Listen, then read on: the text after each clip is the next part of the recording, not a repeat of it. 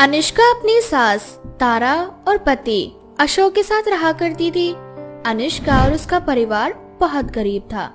अशोक ज्यादा पढ़ा लिखा नहीं था, इसलिए उसे अच्छी नौकरी नहीं मिलती, जिस वजह से उसने अपनी माँ से जलेबी बनाना सीखकर अपना खुद का एक छोटा सा ठेला खोला था। और अब वह सुबह से शाम तक रोड पर खड़े होकर गर्मा गर्म जलेबी बेचा करता। ऐसे ही एक दिन। अच्छा अनुष्का, माँ मैं जा रहा हूँ। आज मैं बहुत लेट हो चुका हूँ। ग्राहकों की लाइन लग चुकी होगी मेरी जलेबियों के लिए। आप दोनों दोपहर में मेरा खाना लेकर आ जाना। अरे पर कुछ खाकर तो चले जाइए। अनुष्का जल्दी से खाना लेकर आती है, लेकिन तब तक अशोक अपना ठेला लेकर निकल चुका होता है। इसी तरह से अशोक गर्मा गर्म जलेबी बेच रहा होता है और खाने वालों की भीड़ जमा हो जाती है, जिसमें से एक व्यक्ति अशोक से बोलता है, अशोक भाई, मैंने इस गांव की हर दुकान की जलेबी खा रखी है, पर तुम्हारे हाथ की जो जलेबियां हैं उसकी बात ही अलग है। ऐसा क्या डालते हो अपनी जलेबी में? भाई मेरे हाथ की जलेबी में फर्क तो होगा ही ना। आखिर मैंने अपनी ये रेसिपी अपनी माँ से जो सीखी है। मैं बहुत छोटा था जब हमारे गांव में बाढ़ आ गई थी, जिसमें मैं और मेरी माँ हमारे पिता से बिछड़ गए। बस तभी से मेरी माँ जलेबियां बनाकर उन्हें बेचने लगी। वो मुझे ज्यादा पढ़ा लिखा ना सकी, जिस वजह से मेरी कहीं अच्छी नौकरी नहीं लग सकी। अच्छा फिर शादी के बाद भी ऐसे निठल्ला बैठना मुझे अच्छा नहीं लगा। इसीलिए मैंने अपनी माँ की ये स्पेशल रेसिपी बनानी सीखी और अब इस जलेबी को बेचकर मैं अच्छे से अपना घर चला पा रहा हूँ। आज भी हम गरीब हैं, पर मैं अपनी माँ और बीवी को किसी भी चीज की कमी नहीं होने देता। अरे क्या बात है भाई, भगवान करे तुम्हारा जलेबी का व्यापार ऐसे ही चलता रहे और तुम अपनी खुद की एक छोटी सी दुकान भी खोल लो। अच्छा मैं चलता हूँ, शाम को आऊंगा, मेरी 1 किलो जलेबी पैक करके रखना। इस तरह से वो व्यक्ति अशोक से बातें करके चला जाता है। अशोक का व्यवहार अपने ग्राहकों के लिए काफी अच्छा था, इसलिए उसके ग्राहक भी उसे जुड़ चुके थे। वैसे अब जब भी अशोक जलेबी के ठेले लेकर आता तो उसके ग्राहक उससे काफी देर तक बात किया करते। अब दोपहर में अनुष्का खाना लेकर आती है और अशोक को ग्राहकों के साथ ऐसे हंसकर बातें करते हुए देख अशोक से बोलती है, क्या बात है, लगता है अब तक आपको भूख नहीं लगी है। जब तो सुबह से भूखे होने के बावजूद भी ग्राहकों के साथ ऐसे हंसकर बातें कर रहे हैं। अरे नहीं अनुष्का, भूख तो बहुत जोर की लगी है। मैं तुम्हारा ही इंतजार कर रहा था। अच्छा हुआ जो तुम खाना लेकर आ गई। अभी भीड़ कम है, तुम मेरा खाना लगा दो। आज हम दोनों साथ में ही बैठकर खाएंगे। इस तरह से अशोक और अनुष्का बैठकर एक साथ खाना खाते हैं। अनुष्का और अशोक की जिंदगी अच्छे से गुजर रही होती है, पर अनुष्का की खुशियों को शायद किसी की नजर लग जाती है। ऐसे ही एक दिन अनुष्का अपने घर में काम कर रही होती है कि तभी उषा आंटी हड़बड़ाते हुए आती है। तारा बहन, अनुष्का बहू, वो अशोक के पूरे शरीर पर गरम तेल की कढ़ाई गिर गई है। अशोक का पूरा हाथ और शरीर जल चुका है। उसे पास के हॉस्पिटल में भर्ती कर दिया है। तुम दोनों जल्दी से मेरे साथ चलो।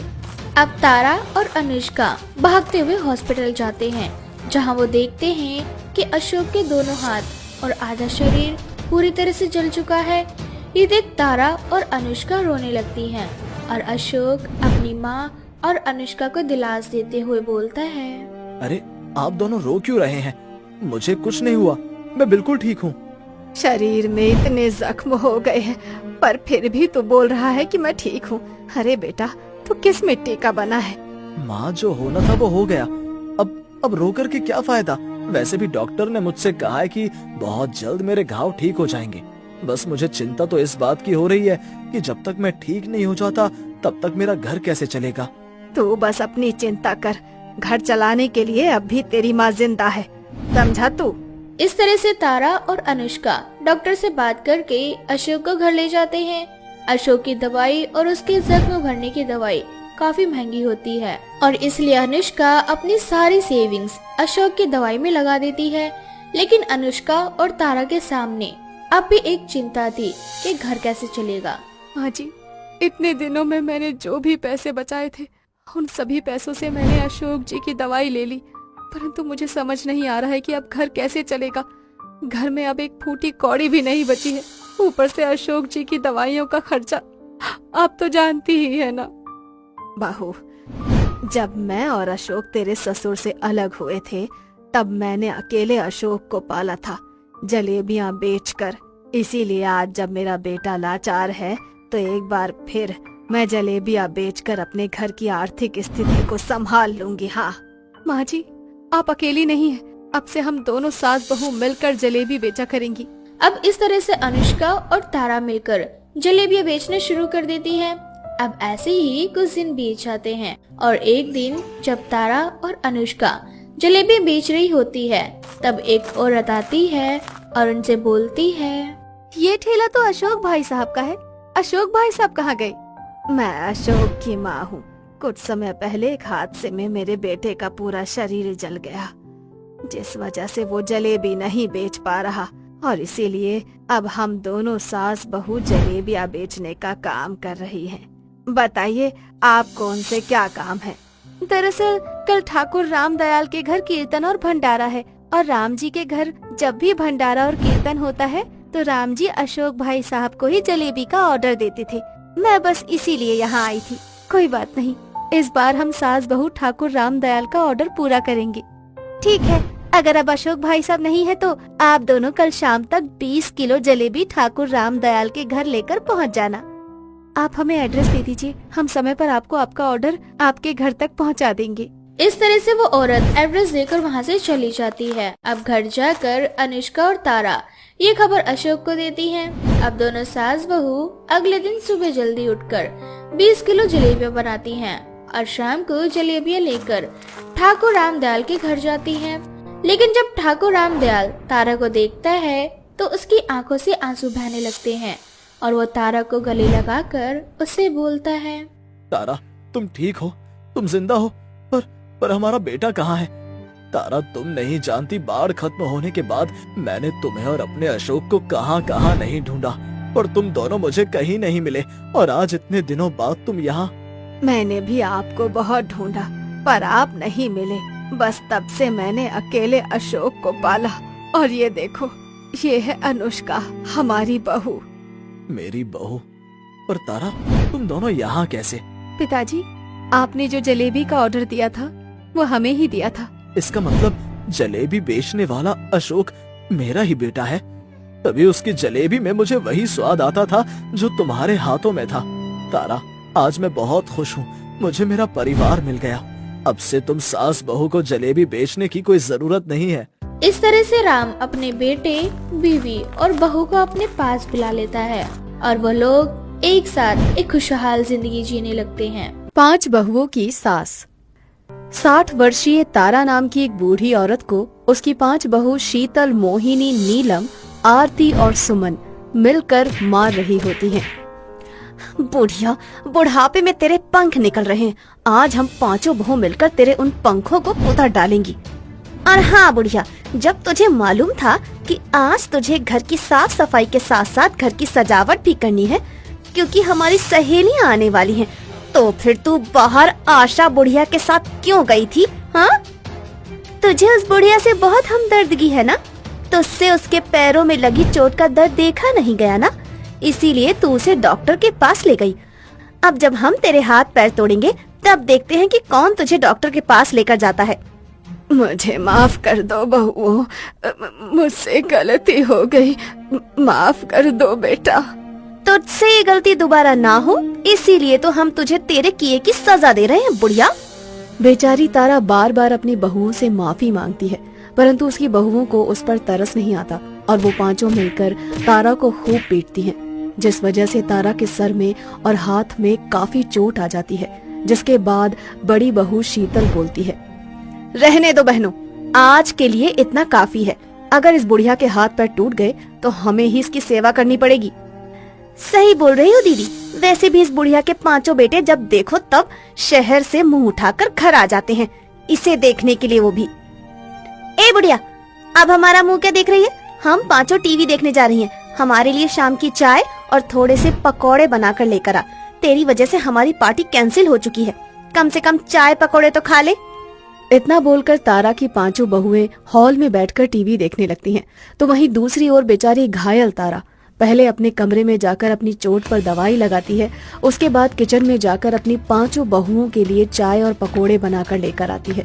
अभी तक तारा के पुराने जख्म ठीक भी नहीं हुए थे कि उसकी पांचों बहुएं उसके सर पर एक और चोट दे देती हैं। ऐसे ही एक दिन घर का सारा काम करके तारा अपने कमरे में थोड़ी देर आराम करने के लिए जाती है और खुद से बोलती है, क्या क्या सपने देखे थे। सोचा था 5 बहू की एक सास होगी, 5 बहुएं मुझे सराखों पर रखेंगी, पर मेरे बेटे घर से काम के लिए दूर क्या गए। मेरी 5 बहुओं ने तो मुझे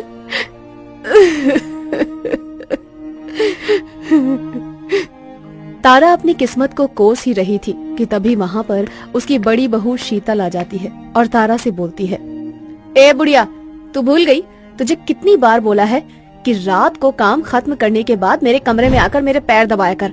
जानती है ना तू, जब तक कोई मेरे पैर ना दबा दे तब तक मुझे नींद नहीं आती। बहू, मैं बस आ ही रही थी।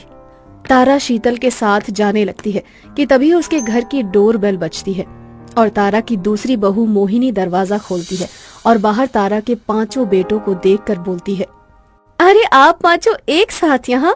अरे मोहिनी, क्या हुआ? तुम तो ऐसे हैरान हो रही हो जैसे तुमने कोई भूत देख लिया हो। अरे नहीं नहीं भैया, आप गलत समझ रहे हैं। मैं तो बस थोड़ी सी हैरान हूँ। आज से पहले आप इतनी रात को कभी घर नहीं आए ना। वैसे आने से पहले आप लोगों ने हमें फोन नहीं किया। मोहिनी, अब हम 5 भाइयों को भी अपने घर आने के लिए इन्फॉर्म करना पड़ेगा। अरे क्या सूरज जी, मैं तो बस इसलिए बोल रही थी कि अगर आप 5 हमें बता देते तो हम आप लोगों के लिए खाना बना कर रख देते। अरे भाई, अब सारी बातें दरवाजे पर खड़ी होकर ही करोगी या हम 5 को अंदर भी आने दोगी? इस तरह से वो 5 भाई घर के अंदर आते हैं और अपनी माँ को आवाज लगाने लगते हैं। उन 5 भाइयों की आवाज सुनकर तारा बाहर जाने लगती है कि तभी शीतल तारा से बोलती है, ए बुढ़िया, तेरे बेटे क्या है, तेरे तो शरीर में फुर्ती आ गई। अब मेरी एक बात कान खोलकर सुन, अगर तूने अपने बेटों को कुछ भी बताया तो हमसे बुरा कोई नहीं होगा। और एक बात याद रखना, तेरे बेटे 1-2 दिन बाद यहाँ से चले जाएंगे। हम 5 बहू यहीं रहेंगी। अगर तूने सच बताने की कोशिश की तो हम 5 इस बार तेरी जिंदगी को नर्क से भी बदतर बना देंगे। इसीलिए तेरी भलाई इसी में है कि तू अपना मुंह बंद रखे। शीतल की धमकी सुनकर तारा उसकी बात मान जाती है और बाहर जाकर अपने 5 बेटों से मिलती है। अपनी माँ के सर पर चोट देखकर तारा का बड़ा बेटा तारा से बोलता है, माँ, तुम्हारे सर पर ये चोट कैसे लगी? शीतल, तुम माँ का ख्याल नहीं रखती क्या? अरे बेटा, तू बहू को क्यों डांट रहा है? बहू मेरा खूब ख्याल रखती है। अभी भी वो मेरे कमरे में आकर मेरे पैर ही दबा रही थी ताकि मैं आराम से सो सकूं। वो तो मेरा मन नहीं लगता घर में अकेले बैठे बैठे, बस इसीलिए काम करने लगती हूँ। बस उसी में ये हल्की सी चोट लग गई बेटा। क्या माँ, तुम्हें अपना ख्याल रखना चाहिए और तुम्हारी 5 बहू हैं, तुम 5 बहू की इकलौती सास हो, तुम्हें तो ठाठ से रहना चाहिए। फिर अपनी 5 बहू होने के बाद भी तुम क्यों काम करती हो? मोहिनी, अब से माँ कोई भी काम करे तो तुम मुझे फोन करके बताना। तारा अपने 5 बेटों से मिलकर अपने कमरे में सोने के लिए चली जाती है। अगली सुबह तारा की 5 बहू घर का काम करती हैं। साथ ही वो 5 अपने पतियों के जाने का इंतजार भी कर रही होती हैं। आखिरकार 2 दिन बाद तारा के 5 बेटे घर से जाने लगते हैं, परंतु जाने से पहले तारा का सबसे छोटा बेटा मोहित तारा के हाथ में फोन दे देता है और अपनी माँ से बोलता है, माँ, तुम ये फोन रख लो। तुम्हारी आवाज और तुम्हारी शक्ल देखने का बहुत दिल करता है, पर दूर होने की वजह से तुमसे बात ही नहीं हो पाती। इसीलिए तुम ये स्मार्टफोन रख लो। मैं हर रोज सुबह तुम्हें वीडियो कॉल करूंगा और तुम्हें जी भर कर देखूंगा। और हम ये भी देखेंगे कि कहीं तुम कोई काम तो नहीं कर रही हो। मेरे बच्चों, काश कि तुम 5 यहीं रहकर काम करते। इस तरह से तारा अपने 5 बेटों के गले लगती है। कुछ देर बाद उसके 5 बेटे वहाँ से चले जाते हैं, तो वहीं दूसरी ओर तारा की 5 बहुएं अपने असली रूप में आ जाती हैं। इसके बाद एक बार फिर बेचारी तारा घर का काम करने लगती है। ऐसे ही अगली सुबह तारा रसोई में अपना काम कर रही होती है। तभी मोहित वीडियो कॉल करता है और तारा उसे उठा लेती है, परंतु इस बात से अनजान सुमन और शीतल तारा को खरी खोटी सुनाते हुए कहती हैं, देख रही हो दीदी, मेरे पति ने इस बुढ़िया को स्मार्टफोन क्या दे दिया। बुढ़िया तो खुद को स्मार्ट समझने लगी है। जब से फोन मिला है तब से फोन में ही बिजी रहती है। काम धाम पर तो इसका ध्यान ही नहीं है। मैं तो कहती हूँ दीदी, इस बुढ़िया का जुगाड़ कर दो ताकि इस बुढ़िया से हमें छुटकारा ही मिल जाए। तो सही बोल रही है सुमन, पर क्या करें, अगर बुढ़िया को कुछ हो गया तो हमारे लेने के देने पड़ जाएंगे। वीडियो कॉल पर मोहित ये सारी बातें सुन लेता है। सारी बात जानने के बाद मोहित फोन रख देता है और इस बारे में अपने भाइयों से बात करता है, जिसके बाद वो पांचों भाई बिना कोई देरी किए घर जाने का निर्णय लेते हैं और शाम होने से पहले ही अचानक से घर पहुंच जाते हैं। और जब वो पांचों भाई अपने घर पहुंचते हैं तो वो देखते हैं कि 5 बहुएं मिलकर तारा को मार रही होती हैं।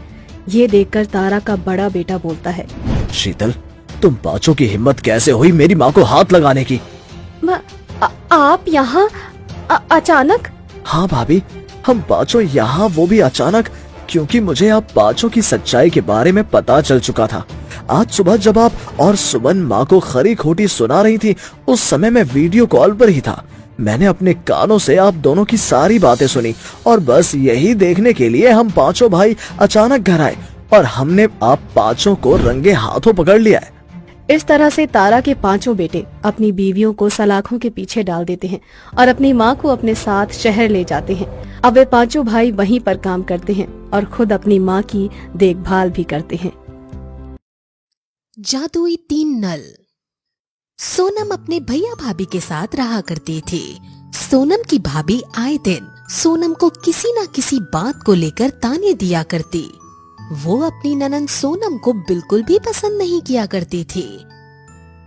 ऐसे ही एक दिन सोनम अपने भैया से कहती है, भैया, मेरी सहेली की शादी है और मुझे उस शादी में जाना है। आप मेरे लिए एक अच्छा सा सूट ला दो ना। अच्छा, ठीक है, मैं तेरे लिए सूट ला दूंगा। और कुछ भी चाहिए क्या तुझे? नहीं भैया, बस मुझे सूट चाहिए, बाकी सब कुछ है मेरे पास। इतना बोलकर सोनम का भाई अपने कमरे में चला जाता है। सोनम की भाभी दोनों भाई बहन की सारी बातें सुन लेती है और वे गुस्से से तनतनाते हुए अपने कमरे में आ जाती है और सोनम के भाई को फटकारते हुए कहती है, हाँ, बहन को सूट दिया जा रहा है, वह भी नया नया शादी में जाने के लिए, और मैं सारा दिन घर का काम करूं और बदले में मुझे क्या मिलता है? अच्छा, तो तुम्हें भी कुछ चाहिए? बताओ, अब तुम्हारी क्या इच्छा है? मेरी इच्छा ये है कि तुम सोनम को कुछ भी नहीं दिला रहे हो। अगर तुमने उसे दिला दिया ना तो मैं मायके चली जाऊंगी और फिर कभी भी नहीं आऊंगी। उसके बाद रहना तुम दोनों भाई बहन अकेले। अरे, ये क्या बात हुई? अब सोनम को शादी में जाना है और वैसे भी मैंने उसे बहुत समय से कुछ नहीं दिया है। इसी बहाने मैं उसे कुछ दे भी दूंगा। अब माँ बाप के जाने के बाद उसका है ही कौन मेरे अलावा? फैसला आपके हाथ में है। आपको बहन चाहिए या फिर पत्नी? मैं चली जाऊंगी यहाँ से और फिर कभी वापस नहीं आऊंगी। सोनम अपने भैया भाभी की सारी बातें सुन लेती है। थोड़ी देर बाद जब सोनम का भाई अपने कमरे में अकेला होता है तब वहाँ सोनम आती है और अपने भाई से कहती है, अरे भैया, मुझे आपसे कुछ कहना था। हाँ बहन, बोल, क्या हुआ? वो भैया, मैं कल अपना पुराना बक्सा खोल रही थी और मैंने देखा कि उसमें एक नया सूट रखा है और वो सूट मैंने कभी पहना नहीं। तो आप मेरे लिए सूट मत लाना क्योंकि मेरे पास सूट है। अच्छा, ये तो बहुत अच्छी बात है। चल ठीक है, तू यही सूट पहनकर शादी में चली जाओ। ऐसे ही दिन बीत जाते हैं और एक दिन सोनम की बहुत ज्यादा तबीयत खराब होती है। तभी उसकी भाभी उसके भाई की गैर मौजूदगी में उसे कहती है, ओ महारानी, मुझे नौकर समझा है क्या? इस घर का सारा काम मैं करूं और तुम आराम से बिस्तर तोड़ो। उठकर काम करो। भाभी, मेरी तबीयत बहुत ज्यादा खराब है और मुझसे काम नहीं होगा। अरे, कैसे नहीं होगा? जब खाना नहीं मिलेगा तो तुमसे सब कुछ होगा।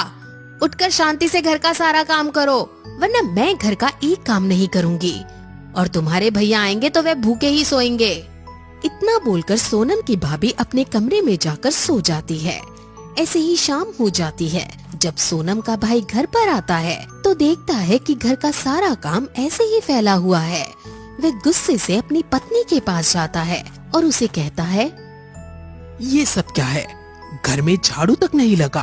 क्या सुबह से पूरा सामान फैला हुआ है? क्या कर रही थी तुम दोनों सुबह से? अब बोलूंगी तो तुम यही कहोगे ना कि मैं तुम्हारी बहन की बुराई करती हूँ। मेरी तबीयत ठीक नहीं थी। मैंने सोनम से इतना बोला कि सोनम घर का काम कर लो। मैंने सोनम से इतना बोला कि घर का काम कर लो थोड़ा। आज मेरी हालत नहीं है काम करने की। उसने मुझे ऐसे कड़वे शब्द बोले कि मैं तुम्हें बता भी नहीं सकती। चलो उसने जो कुछ भी कहा मैं उसे भूल भी जाऊं, लेकिन घर का सारा काम उसने छोड़ दिया। यहाँ तक कि मेरी तबीयत का भी नहीं पूछा उसने। सोनम का भाई गुस्से से सोनम के पास जाता है और उसे 2-4 बातें सुनाने लगता है और सोनम बेचारी दुखी हो जाती है और वह बीमारी की हालत में उसके घर का सारा काम करती है। वह अपनी भाभी की हरकतों से बहुत ज्यादा परेशान हो जाती है। ऐसे ही एक दिन सोनम की भाभी सोनम से कहती है, ओ महारानी, घर का नल खराब हो चुका है, तो जरा आप मटका उठाओ और गांव में जो नल है ना वहाँ से पानी भर कर लेकर आओ। सोनम मटका उठाती है और गांव के बने हुए नल के पास जाती है। वे देखती है कि वहाँ गंदगी में 3 नल बने हुए हैं। तीनों नल इतने ज्यादा गंदगी में होते हैं कि वहाँ कोई भी इंसान जा नहीं सकता। नल के आसपास बहुत ज्यादा कूड़ा करकट, कीचड़, जानवरों के मल वगैरह पड़े होते हैं। ये सब देखकर सोनम का मन अजीब सा हो जाता है। वे अपना मटका उठाती है और गांव के कुछ नल ढूंढने की कोशिश करती है, लेकिन उसे कोई भी नल सही नहीं मिलता। फिर वो दोबारा उसी 3 गंदे नल के पास जाती है। उसे मजबूरी में नल के आसपास सफाई करनी पड़ती है। साफ सफाई करने के बाद नल के आसपास का एरिया बिल्कुल साफ हो जाता है और वहाँ का माहौल बहुत खुशनुमा हो जाता है। सोनम जैसे ही नल को चलाती है तभी एक नल से सोना निकलने लगता है। वे घबरा जाती है। फिर वे दूसरा नल चलाती है। उस नल से चांदी निकलती है। सोनम फिर से घबरा जाती है। फिर वे तीसरा नल चालू करती है। उस नल से आवाज आती है। वह नल सोनम से कहता है, सोनम, तुम्हारा बहुत बहुत शुक्रिया। आज तुम्हारी वजह से हम तीनों नल श्राप मुक्त हुए हैं। हम तीनों नल को एक साधु द्वारा श्राप दिया गया था। हम तीनों नल जादुई नल हैं। हम अपनी मर्जी से पानी नल से निकालते हैं और कभी अपनी मर्जी से पानी नहीं भी निकालते हैं। ऐसे ही एक दिन एक साधु बहुत प्यासे थे। वह हम तीनों नल से पानी निकालकर पीने की कोशिश करते हैं, लेकिन हम तीनों अपनी मर्जी से अपने नल से पानी नहीं निकालते। वे समझ गए थे कि हम कोई आम नहीं है, इसलिए उन्होंने हमें श्राप दे दिया था और उनके श्राप से हमारे आसपास हमेशा गंदगी रहती थी। कभी भी कोई भी हमारे पास नहीं आता था और उन्होंने कहा था कि हम श्राप मुक्त तभी होंगे जब कोई व्यक्ति हमारे आसपास सफाई करेगा, और वह जैसे ही साफ सफाई करेगा हम श्राप मुक्त हो जाएंगे। हमारी जादू हमें वापस मिल जाएगी। तो आज तुम्हारी वजह से ही हमें हमारी जादुई शक्ति वापस मिली है। इसलिए हम तुम्हें बदले में सोना, चांदी और जो तुम चाहती हो हम वह तुम्हें देना चाहते हैं। मैं बस इतना चाहती हूँ कि मेरे घर का माहौल बहुत अच्छा हो जाए। मेरी भाभी मुझे माँ जैसा प्यार देने लग जाएं।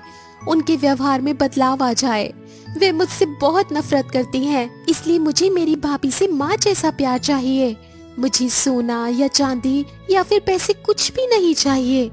मुझे बस मेरे भैया भाभी का प्यार चाहिए, उनका साथ चाहिए। यही मेरे लिए असली दौलत है। थोड़ी देर बाद सोनम घर आती है।